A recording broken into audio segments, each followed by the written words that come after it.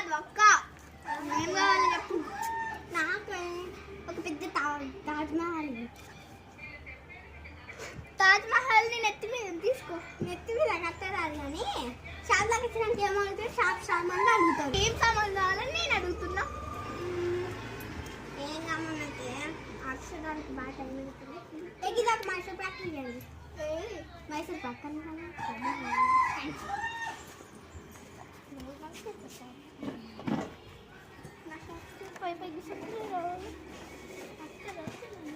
ఏమో అంటున్నావు.